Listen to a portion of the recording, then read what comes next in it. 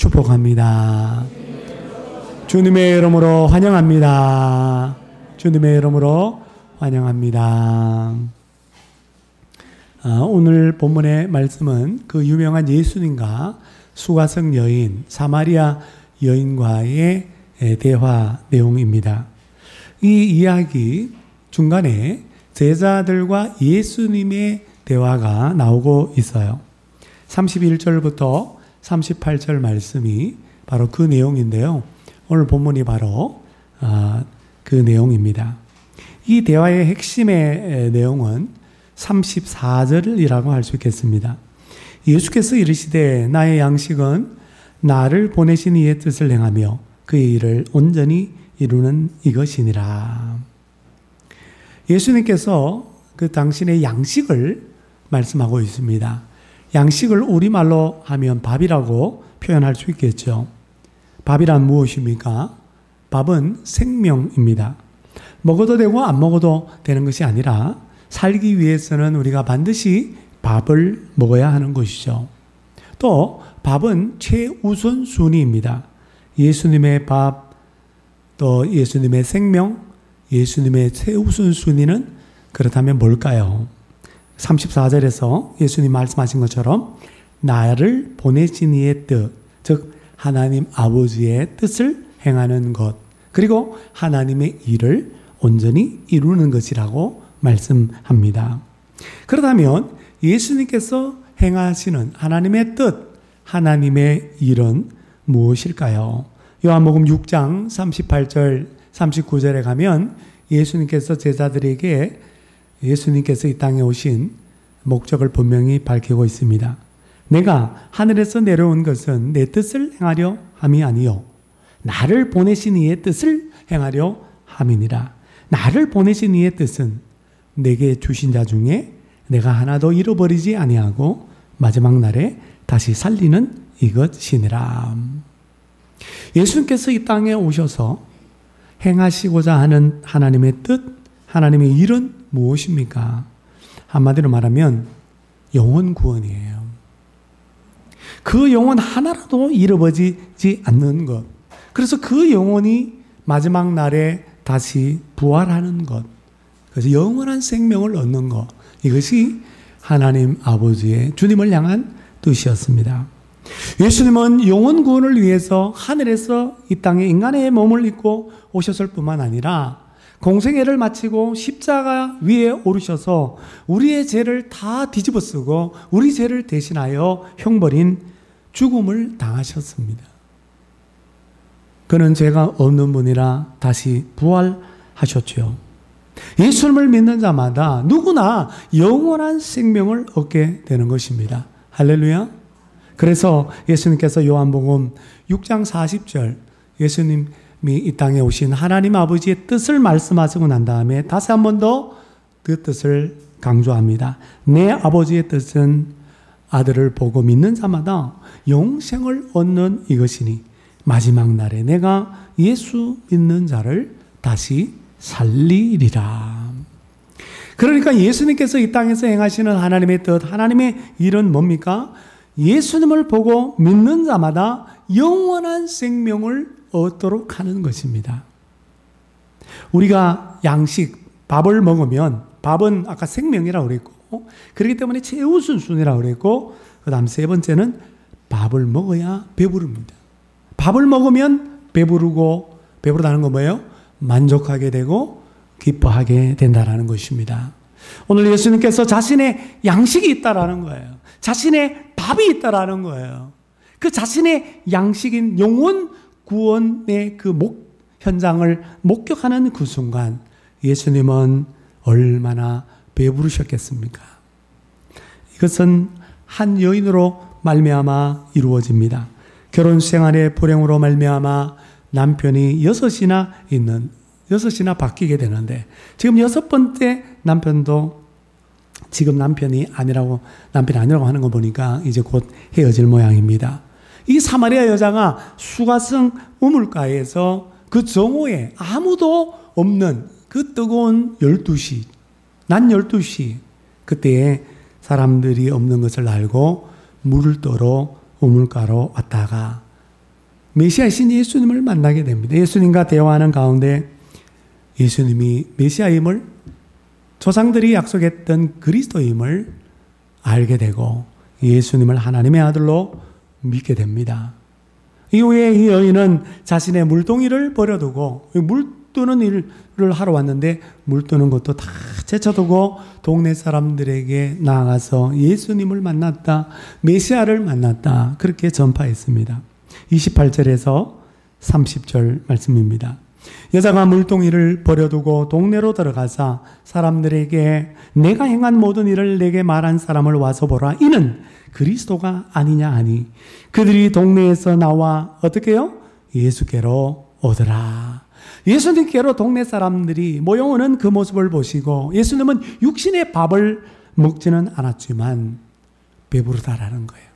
기쁘다라는 거예요. 만족스러워한다라는 것입니다. 왜요? 자신의 밥, 자신의 양식을 가지고 있기 때문입니다. 그런데 제자들은 예수님에게 31절 말씀해 보니까 랍비여 잡수소서, 우리가 구해온 이 음식을 좀 먹어서서라고 말을 합니다. 그때 예수님께서 32절에 나에게는 너희가 알지 못하는 이 먹을 양식이 있느니라. 지난주 토요일 오후 전도대원들 늘 토요전도 하시는데 참 수고가 많습니다. 이 전도대원들 뿐만 아니라 제가 말씀드린 대로 토요전도 남순교회 회원들이 나와서 전도했으면 좋겠다, 자발적으로 참여했으면 좋겠다, 그렇게 제가 말씀을 드렸는데 안수 집사님 3분, 역시 안수 집사님이 달라요. 안수 집사님 3분과 서리 집사님 1분, 우리 이충희 집사님이 참여를 했어요. 얼마나 열심히 전도하는지. 남자들이 사실 전도지 나눠주고 전단지 나눠주는 것도 힘들어요. 근데도 전도지 나눠주고 그렇게 전도하는 모습을 보니까 제가 그 모습을 보고 배가 부르고 기쁘고 만족스러워서 얼마나 배가 부른지. 여러분, 우리 주님께서도 그 모습을 보고 배가 부르고 기뻐하고 여러분 기뻐하신 줄로 믿습니다. 어제는 우리 또 이 여선교회가 나와서 전도했으면 좋겠다 그랬더니 이 여선교회 회원들이 아침에 일찍 나와서 주방을 또 이렇게 다 용품을 정리하고 청소를 하더라고. 오후가 되어서 그 2시에 또 전도를 하는데 이번에는 또 부침개 전도를 했는데 저는 부침개를 얻어먹어서 배가 불렀지만 우리 주님께서는 부침개 전도하는 그 여선교회 한 사람 한 사람들의 그 모습을 보고 영혼이 구원받는 그 모습을 보고 우리 주님께서 배부르시고 기뻐하시고 만족하신 줄로 믿습니다. 어떤 권사님은 또 식사하라고, 내가 전도에는 참여하지 못하지만 식사하라고 식사비를 주셔서 우리 여성교원들이 더 맛있게 점심을 드셨다는 거 아니에요.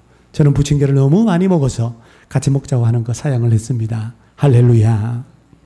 여러분, 열심히 복음을 지속적으로 전도할 때에 주님은 그 모습을 보시고 배불러 하시고 만족해 하시고 여러분 기뻐하시는 줄로 믿으니 앞으로도 여러분 계속해서 전도하셔서 그래서 영혼 구원하는 교회가 되어서 주님을 기쁘시게 하고 배부르게 하고 만족해 하는 우리 신강교회에 속한 저와 여러분들이 되시기를 주님의 이름으로 축복합니다. 35절 말씀을 볼까요? 너희는 넉 달이 지나야 추수할 때가 이르겠다 하지 아니하느냐. 그러나 나는 너희에게 이르노니 너희 눈을 들어 밭을 보라. 희어져 추수하게 되었도다. 여러분, 팔레스타인의 농사는 주로 보리와 밀입니다. 우리가 맥추조를 지키는데 사실은 보리 추수 끝나고 밀 추수 끝나고 지내는 게 바로 맥추조래요. 그러니까 보리 맥자를 쓰지만 사실은 밀 추수를 더 기념하는 겁니다. 자, 여기서 보면 바로 밀 추수는 5월이에요. 5월이 되어야 밀이 추수하게 되고 또 밀이 허옇게 이렇게 추수하게 익어지게 되는 것입니다. 근데 넉 달이 지나야 너희들은 추수해. 농부들이 말하죠. 넉 달이 지나야 추수하게 된다. 그러면 언제예요? 1월이에요. 이 말씀을 하시는 이 시점이 1월이라는 겁니다. 아직 5월의 추수 때가 아닌데도 이 1월 달에 우리 예수님께서 말씀하십니다. 너희 눈을 들어서 밭을 봐라. 밀밭을 봐라. 휘어져서 추수하게 되었다. 아니 여러분, 이게 무슨 말입니까? 이게 말이 됩니까? 이해가 되지 않죠. 적어도 넉 달은 지나야 추수 때에 밀을 볼 수 있는데 아니, 씨 뿌린 지 얼마 되지도 않은 그때에 지금 휘어져 추수하게 되었으니까 추수를 해라. 우리 주님이 그렇게 말씀하시는 거예요. 제자들이 아무리 예수님의 말씀대로 밭을 쳐다봤지만, 밀밭을 쳐다봤지만 제자들의 눈에는 휘어진 밀이 보이지 않습니다. 추수할 밀이 보이지 않습니다. 그러면 예수님은 휘어져 추수하게 되었도다, 이렇게 말씀하시는 거예요. 무슨 말씀입니까? 예수님의 눈에는 지금 사마리아, 이 땅에 사마리아에 살고 있는 이 사람들이 추수할 때가 된 밀로 보였던 것입니다. 36절 말씀처럼 추수할 영생에 이르는 열매로 보였던 것입니다. 다시 말하면 영원한 생명을 위한 곡물로 보였던 것입니다. 여러분, 이후에 어떻게 됩니까? 예수님이 보신 그대로 실제로 수많은 영생에 이르는 열매를 추수하는 일이 벌어지게 됩니다. 수많은 영혼이 구원받는 일들이 일어나는 것을 보게 됩니다. 39절을 볼까요? 39절에 보니까 예수님을 그 동네 사람들이 하나님의 아들 메시아로 믿은 이 여자의 전도로 말미암아 많은 사마리아 사람들이 어떻게 해요? 예수님을 믿게 되고 세례를 받게 됩니다. 예수님을 믿게 됩니다. 이때로부터 3, 4년이 지나고 난 다음에 성령 받은 초대교회, 예루살렘 교회 7명의 집사 가운데 한 사람인 빌립 집사가 그 아무도 가지 않는 핍박을 피해서 사마리아 성에 가서 사마리아 사람들에게 그리스도를 전파했어요. 그랬더니 놀라운 표적과 함께 기적과 더불어 많은 영혼들이 구원받고 많은 사람들이 세례를 받았다. 사마리아에 놀라운 영적인 부흥이 임했다고 사도행전에 기록되어 있더라고요. 사랑하는 여러분, 예수님의 눈에는 언제나 영생에 이르는 열매만 보이는 것입니다. 예수님의 눈은 예수님의 생각을 말해요. 예수님의 생각은 온통 하나님의 뜻, 영혼 구원에만 사로잡혀 있었기 때문입니다. 그래서 예수님의 눈에는 그런 추수할 곡식들만 보이는 거예요. 그래서 예수님은 네 눈을 들어서 밭을 보라. 나는 그걸 보고 있다라는 거예요. 너희들도 보라. 휘어져서 추수하게 되었도다. 제자들에게 말씀하신 것입니다. 사랑하는 여러분, 다 같이 한번 따라해 볼까요? 눈을 들어 밭을 보라. 휘어져 추수하게 되었다. 여러분, 눈을 들어 상동밭을 보시기를 바랍니다. 눈을 들어 여러분이 살고 있는 부천밭을 보시기를 바랍니다. 휘어져 추수하게 되었습니다. 그러므로 여러분, 우리가 영혼 구원을 위하여 전도하려고 한다면 먼저 이 예수님의 시각, 예수님의 생각의 전환이 필요한 줄로 믿습니다. 눈을 들어 밭을 보자. 내 주위에 있는 밭을 보자. 우리의 직장의 밭을 보자. 우리 가정의 밭을 보자. 우리 이웃의 밭을 보자. 지금 휘어져서 추수하게 되었구나. 이렇게 생각하시고 추수밭에 들어가서 복음의 씨앗을 뿌릴 뿐만 아니라 지금이 추수의 때다. 그렇게 생각하셔서 여러분 열심히 전도할 수 있기를 바랍니다. 그래서 디모데후서 4장 2절에 하나님께서는 사도 바울을 통해서 이렇게 말씀하죠. 너는 말씀을 전파하라. 때를 얻든지 못 얻든지 항상 힘쓰라. 인 시즌이든지 아웃 오브 시즌이든지 늘 복음을 전파해라. 왜냐하면 지금이 바로 추수할 때이기 때문이라는 것입니다. 지금이 추수할 때인데 우리가 추수하지 아니하고 뒤로 미루면, 곡식을 거두지 않고 미루면 그러는 사이에 곡식은 시들어 버리고 말라 비틀어 버리고 심지어 죽어버리기까지 한다는 것입니다. 마찬가지로 지금이 영혼을 추수할 때인데 주님 말씀하시는 것처럼 휘어져 추수할 때가 되었는데 우리가 추수하지 아니하고 내일로 미룬다면 그러는 사이에 죽음은 수확을 계속합니다. 죽음이 사람을 삼키는 거예요. 그리고 많은 그 영혼들이 복음을 듣지 못하고 지옥 불로 떨어지게 되는 것입니다. 또한 우리의 생명이 닿을 때까지 우리와 불신 영혼들이 남아있는 시간은 점점 줄어들게 되고 짧아지게 되는 것입니다. 그래서 예수님은 제자들에게 38절에 이렇게 말합니다. 내가 너희로 노력하지 아니한 것을 거두로 보내었노니 내가 너희를 세상에 사도로 보낸다. 보냄받은 자라는 뜻이 사도입니다. 제자들을 세상 가운데로 보낸다라는 거예요. 추수밭으로 영혼을 거두라고 보낸다라는 거예요. 너희들이 노력하지 않은 것을 거두로 보낸다라는 것입니다. 이게 노력하지 않은 것은 노력한 수고한 분들이 있다라는 거예요.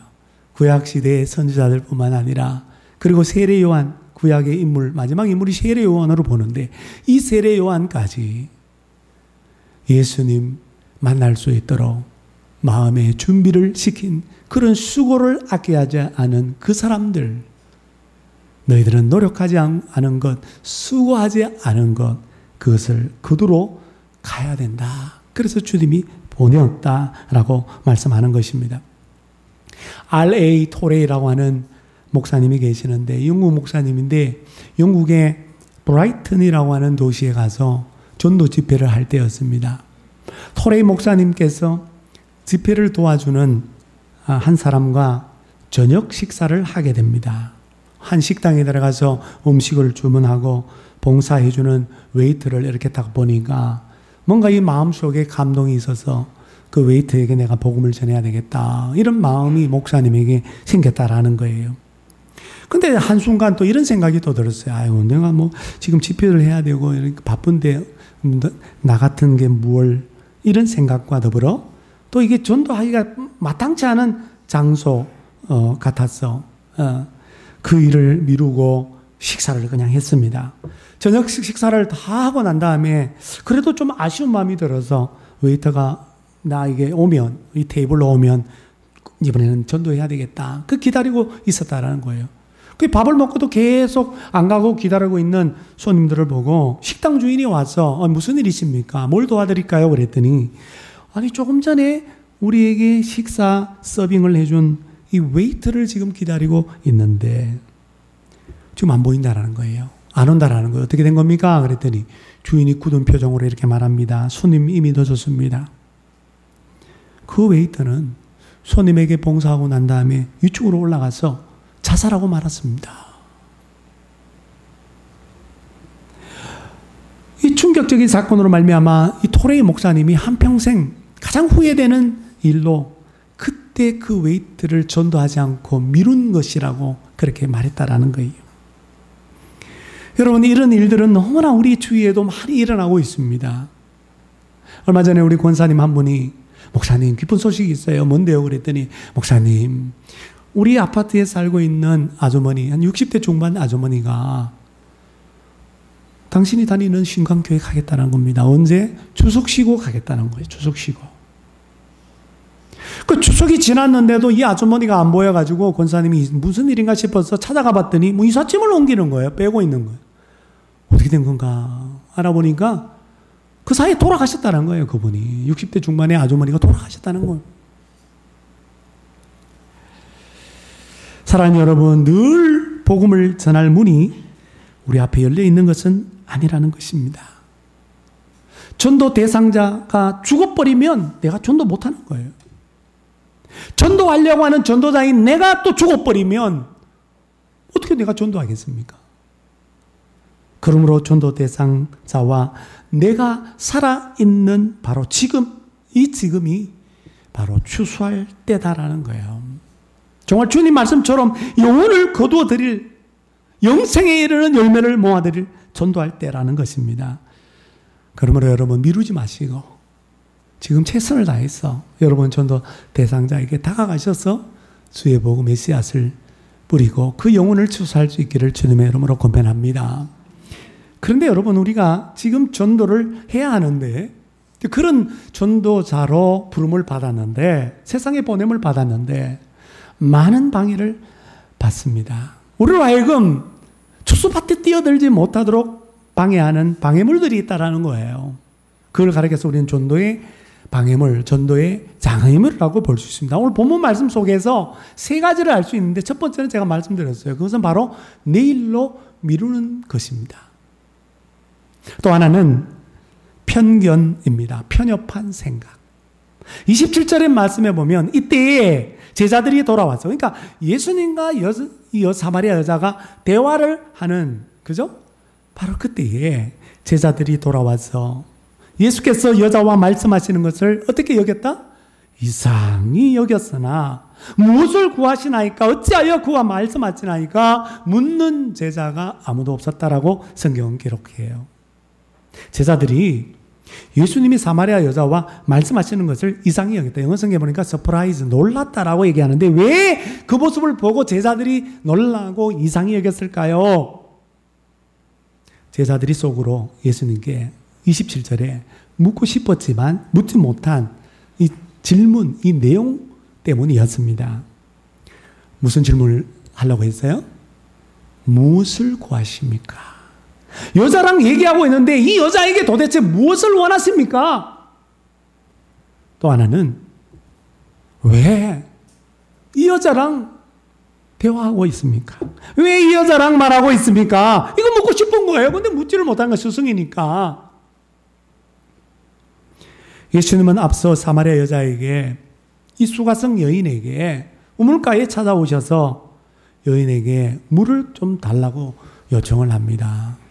그때 그녀가 깜짝 놀라면서 뭐라고 말합니까? 9절 말씀에. 이 제자들처럼 이 여자도 놀라요.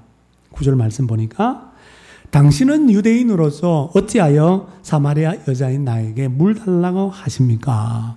왜 유대인이 사마리아인에게 물 달라고 그럽니까? 이상하게 여겼. 그 뒤에 사도 요한복음을 기록한 요한의 해설이 붙어 있어요. 9절 하반절에 이는 왜냐하면 유대인이 사마리아인과 상종하지 아니했기 때문입니다. 여러분, 당시 유대인과 사마리아인들은 역사적인 어떤 불행한 사건 때문에 이 북이스라엘이 BC 722년에 아수르에게 멸망당하잖아요. 근데 아수르의 식민 정책은 굉장히 좀 특이해요. 많은 사람 한 2만 명 가까이 포로로 아수르로 끌고 갔고, 그리고 자기들이 다스리고 있는 식민지 땅에 있는 이방인들을 이주를 시켜서 팔레스타인 땅에, 이스라엘 땅에 살도록 했습니다.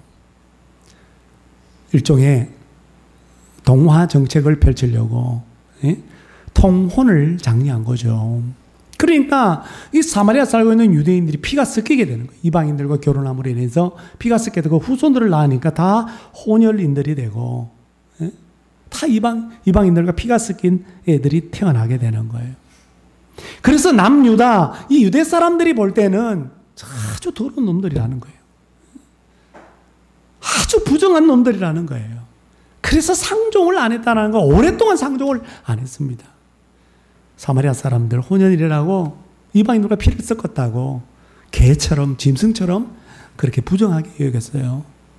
그래서 예수님께서 유대 땅에서 남쪽에서 저 갈릴리 북쪽으로 올라갈 때는 사마리아를 지나가야 되면 빠른 길인데 많은 사람들이 다 둘러갔어요. 더러운 땅이니까 밟으면 부정해진다고.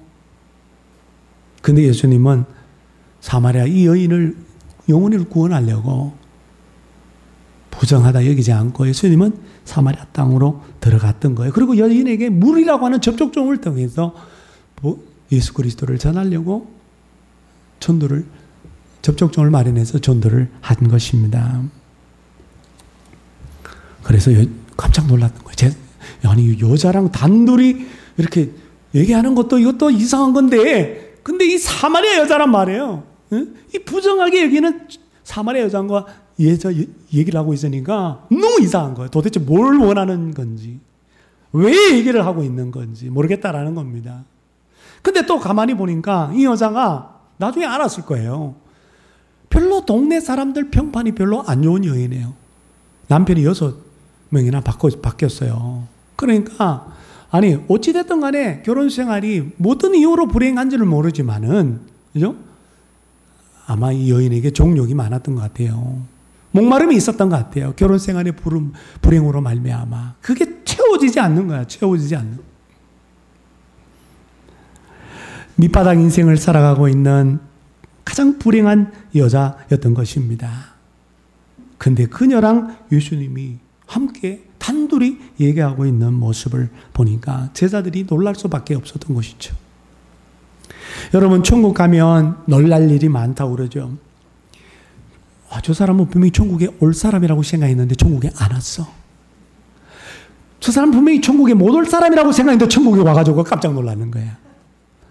그리고 또 자기가 천국 가서 놀랬대 또. 이렇게 3번 놀란다고 합니다. 여러분, 우스갯소리지만 여기엔 교훈이 있어요. 무슨 교훈이 있어요? 여러분, 우리가 이 땅에 전도할 때 우리의 편견을 버려야 한다는 것입니다. 우리는 이 땅에 사는 동안 전도 대상자 작정할 때 분류를 해요. 이 사람은 안 믿을 사람, 이 사람은 그래도 믿을 사람, 그 분류를 해요. 이 사람 보니까 아직도 술, 담배를 못 끊었어. 이게 교회 데리고 와도 문제야. 이 자격이 안 돼. 예수 믿을 자격이 안 돼. 그 자격을 또 나름대로 정해놓고 안 될 사람, 안 믿을 사람. 내 남편은 황소 고집이니까 안 믿을 사람. 내 자식은 교회 목사, 기독교라고 하면 치를 들고 욕을 하니까 안 믿을 사람. 이렇게 예측을 해요. 그런데 언제나 우리 예측은 빗나갑니다. 여러분, 우리 하나님은 사람들의 자격을 따져가면서 사람들을 분류하지 않아요. 우리는 모두 다 가만히 보세요. 구원받을 만한, 천국 갈 만한 자격이 있는지. 모두 다 우리는 자격이 없어요. 그럼에도 불구하고 우리 하나님은 똑같이 사랑으로 우리를 대하고 계시는 줄로 믿습니다. 제자들은 사마리아 여자를 상종하지 말아야 할 호련일이요, 그리고 부정한 여자로 생각해서 차마 대화조차 엄두도 내지 않았다. 그러나 예수님은 그녀를 구원받아야 할 불쌍한 영혼, 죄인으로 생각해서 그녀에게 다가가 말을 건네시고 대화하셨던 것입니다. 그러므로 제자들과 같은 편견, 제자들과 같은 이 편협한 생각이 지금 내가 추수밭에 뛰어들지 못하게 하는 걸림돌이 될 뿐만 아니라 우리로 하여금 전도하지 못하게 하는 방해물 가운데 하나라고 하는 것입니다. 사랑하는 여러분, 제자들과 같은 편견을 버립시다. 편협한 생각을 버립시다. 선입관을 내려놓으시길 바랍니다. 주님의 눈으로 우리 한 영혼을 바라보시고 추수밭에 들어가 복음을 전하는 우리 모두가 될 수 있기를 바랍니다. 마지막 세 번째 전도의 방해물은 삶의 자잘한 일상사에 사로잡히는 것입니다. 예수님께서 유대를 떠나서 갈릴리로 가시라고 사마리아를 통하는 중이셨는데, 그런데 제자들은 뭘 하고 있었습니까? 우물가에 멈춰서 예수님은 사마리아 여자와 대화하고 있었는데 제자들은 뭘 하고 있어요? 8절에 보니까 제자들이 수가성 동네에 들어가 먹을 것을 사러 갔다라고 기록되어 있습니다. 지금까지 밥을 굶었나 봐요. 그래서 이제 배고플 때가 됐으니까 이 사마리아, 갈릴리까지 가기 전에 이 사마리아에서 먹을 거 없나 싶어갖고 그 수가성 안으로 들어가서 먹을 거 사러 제자들이 갔는 거예요. 그 사이 예수님은 단둘이 여인과 대화를 나눴던 거죠. 그리고 한참 대화를 나누고 있는데 예수님과 사마리아 여인이 대화를 나누는데 제자들이 돌아왔어요. 음식 구해가지고 온 거예요. 그래서 여자가 말하고 있는 예수님을 보고 처음에 놀라고, 그 다음에 뭐래? 여자가 물동이를 버려두고 동네로 들어가서 사람들에게 그리스도를 보았다 증거하자 많은 사람들이, 동네 사람들이 예수님께로 몰려오고 있는데, 그때 제자들이 무슨 말을 합니까? 예수님에게. 예수님, 밥 좀 드세요. 예수님, 식사 좀 하세요. 뭘 좀 먹을 것 좀 드세요. 잡수소서. 이렇게 말을 합니다. 예수님은 처음에 얘기한 것처럼 밥 안 먹어도 배부르고 계시는데, 만족스러워하고 기뻐하고 계시는데, 제자들은 음식을 먹으라고 권하고 있네요. 이처럼 제자들의 생각은 오직 음식에 사로잡혀 있습니다. 음식을 구해오는 것, 음식을 사오는 것, 그리고 음식을 먹는 것, 여기에 사로잡혀 있었어요. 그래서 제자들의 눈에는 불쌍한 영혼이 보이지 않는 겁니다. 32절에 예수님이 이렇게 말합니다. 나에게는 너희가 알지 못하는 먹을 양식이 있다.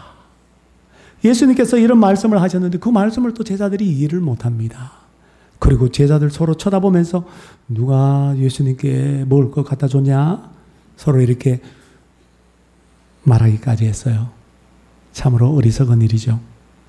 여러분, 음식은 분명히 중요합니다. 안 먹으면 죽습니다. 그래서 우리는 음식 구하려고, 사실 따져보면 먹고 살려고 새벽부터 나가서 열심히 일을 합니다. 먹고 살려고 열심히 돈을 법니다. 열심히 음식을 만들어 먹기도 하고, 열심히 또 맛있는 음식을 찾아가서 먹기도 하고, 열심히 사서 먹기도 합니다. 우리는 가만히 보면 음식을 구하려고, 음식을 먹으려고 하루의 대부분의 시간을 보내고 있는지도 몰라요. 그런데 이렇게 시간을 보내느라고 사사로운 일상, 자잘자잘한 일상 사야에 우리가 사로잡혔느라고 시간을 내어서 동네 사람들에게 복음을 전하지 않는 거예요. 구체적인 계획을 세워서 직장 동료에게 예수님을 전하지 않는 거예요. 심지어는 내 옆에 있는 가족들에게도 먹고 사느라 바쁘느라고 전도하지 않는 겁니다. 그러므로 여러분 제자들처럼 삶의 자잘한 일상사에 사로잡히는 것이 하나님의 뜻, 영혼구원을 위한 전도의 방해물이 된다는 거예요.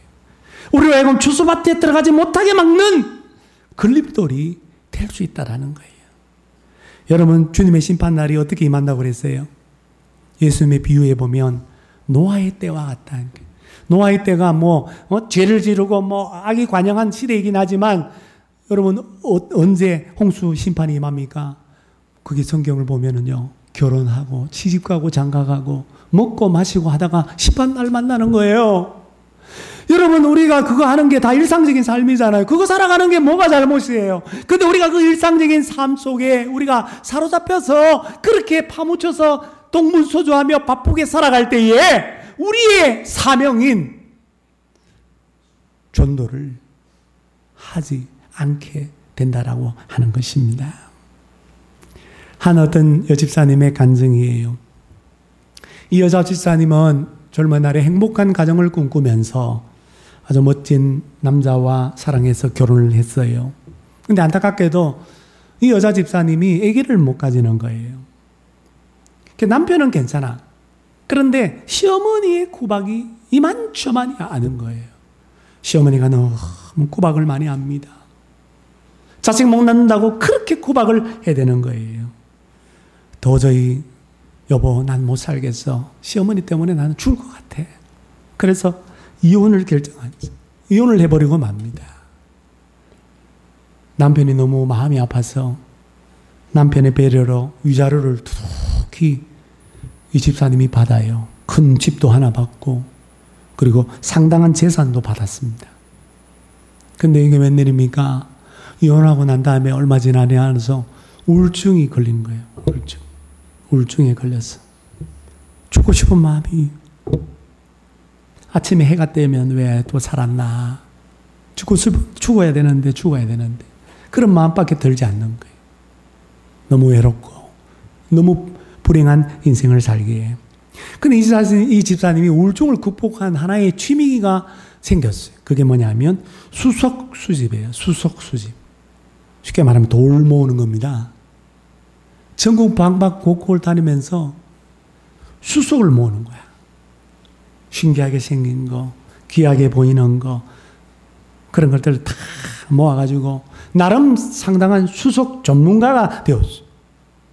어느 날 이제 꿈을 꿨는데, 여자 집사님이니까 꿈속에 누가 나타났겠어요? 예수님이 나타났어. 나타난 게 아니라 자기가 예수님 앞에 서 있는 거야. 서 있는데 예수님이 묻는 거야. 야, 너 뭐 하다가 여기 왔냐? 이러니까 돌 모으다가 왔습니다. 돌 줍다가 왔습니다. 이렇게 자기가 답변을 하는 그 순간에 깜짝 놀라서 집사님이 꿈에서 잠에서 깬 거예요. 그 자리에서 무릎을 꿇고 우리 주님 앞에 회개를 했다고 그러죠. 내 인생이 이렇게 돌이나 줍다가 끝나는 인생이라니. 내 인생이 이렇게 수석이나 모으다가 끝나는 인생이라니. 내가 인생을 이렇게 끝낼 수는 없다. 이렇게 생각하고 가치 있는 일이 뭘까? 우리 집사님은 그 이후에 기도에 전념합니다. 그리고 전도에 전념합니다. 그때부터 이 집사님이 80세가 된 오늘까지 전도왕으로 살았다고 그러는데 제가 이 예화를 보니까요. 오래전 예화예요. 벌써 십몇 년 전 예화예요. 그때 80세였으면 지금 죽어 돌아가셨을지도 몰라요. 사랑하는 여러분, 우리가 주님 앞에 섰을 때 주님께서 혹 우리에게 이와 같은 질문을 던질지 몰라요. 너 살다가, 주님 다 아시죠? 아시지만 너 살다가 뭐 하다 왔니? 이렇게 물을 때 여러분 뭐라고 답변하시겠습니까? 만약 지금 죽어서 여러분 주님 부름받아서 주님 앞에 섰을 때에, 심판대 앞에 섰을 때 너 뭐 하다 왔니? 그렇게 물었을 때 여러분 뭐라고 대답할 수 있겠습니까? 음식 만들다가 왔습니다.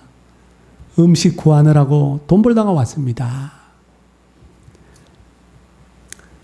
사랑하는 여러분, 요한복음 6장 27절 우리 주님의 말씀입니다. 다 같이 한번 읽어보죠. 시작. 썩을 양식을 위하여 일하지 말고 영생하도록 있는 양식을 위하여 하라. 그러므로 주님은 우리를 썩을 양식을 위하여 일하는 자로 부르지 않았다라는 거예요. 주님은 내가 먼저 예수님을 믿고 내가 믿는 자로 살아가는 것은 우리로 하여금 영생하도록 있는 양식을 위하여 일하는 자로 부르기 위함이라는 거예요. 영생에 이르는 열매를 모으는 자로, 영혼을 추수하는 자로 우리 주님께서 우리를 부르셨고 이 세상 영혼을 구해야 될 추수밭으로 우리를 파송한 줄로 믿습니다. 교회가 이 세상 가운데 존재하는 이유가 바로 이 주님 맡겨주신 그 부르심에 순종하기 위해서예요. 그러므로 사랑하는 여러분, 우리 또한 주님의 부르심에 순종할 수 있기를 바랍니다.